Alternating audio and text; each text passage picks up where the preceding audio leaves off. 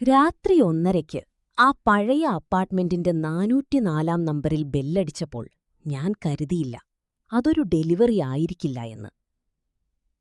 കൊച്ചിയിലെ തിരക്കേറിയ ഒരു ഡെലിവറി പാർട്ട്ണറാണ് ഞാൻ. മഴയുള്ള ആ രാത്രിയിലാണ് എനിക്കാ ഓർഡർ വന്നത്. നഗരത്തിനു പുറത്തുള്ള ഒരു പഴയ ഹൈറൈസ് അപ്പാർട്ട്മെന്റ്. അവിടെ എത്തിയപ്പോൾ ലിഫ്റ്റ് വർക്ക് ചെയ്യുന്നില്ല. സെക്യൂരിറ്റിയെ ഒരിടത്തും കണ്ടില്ല. പടികൾ കയറി 4-ാം നിലയിലെത്തി. ഇടനാഴിയിൽ ഒരൊറ്റ ലൈറ്റു മാത്രം പതുക്കെ മിന്നി മിന്നി കത്തുന്നുണ്ട്. 404-ാം നമ്പർ ഫ്ളാറ്റിനു മുന്നിലെത്തി ഞാൻ ബെല്ലടിച്ചു. കുറേ നേരം കഴിഞ്ഞ് വാതിൽ പതുക്കെ തുറന്നു. ഒരു പെൺകുട്ടി, വിളറിയ മുഖം, അവളുടെ കൈകൾ ഐസുപോലെ തണുത്തിരുന്നു.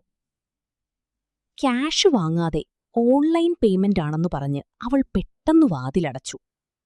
തിരിച്ച് ലിഫ്റ്റിനടുത്തേക്ക് നടക്കുമ്പോഴാണ് ഞാൻ ശ്രദ്ധിച്ചത്.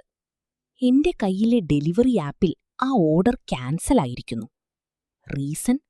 Customer is unreachable. ഞാൻ പേടിയോടെ തിരിഞ്ഞുനോക്കി.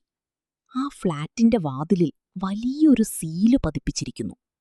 അതിലെഴുതിയിരുന്നത് കണ്ടപ്പോൾ എന്റെ ചോര ഉറഞ്ഞുപോയി. സീൽ ചെയ്തത് 2024 മാർച്ച് 15. കാരണം ഈ ഫ്ളാറ്റിലെ താമസക്കാരി ആത്മഹത്യ ചെയ്തു. 3 മാസം മുൻപ് മരിച്ച ഒരാൾക്കാണ് ഞാനിപ്പോൾ ഭക്ഷണം നൽകിയത്. നിങ്ങൾ രാത്രിയിൽ ഓൺലൈൻ ഓർഡർ ചെയ്യുന്നവരാണോ?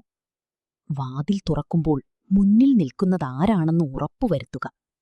ചിലപ്പോൾ അവർ ഈ ലോകത്തുള്ളവരായിരിക്കില്ല.